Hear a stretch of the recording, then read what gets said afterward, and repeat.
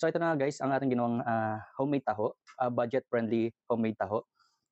Meron tayo ditong chocolate, ayan, at lagyan natin ng Oreo ice cream.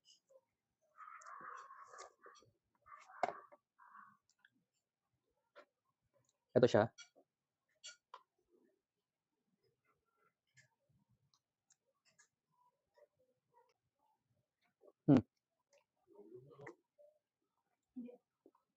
Sarap. The best na lagyan ng ice cream. Tapos yung mga toppings, hindi na nakikita yung mga toppings.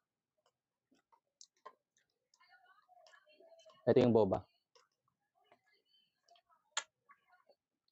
Strawberry. Di ako nakabili ng strawberry syrup.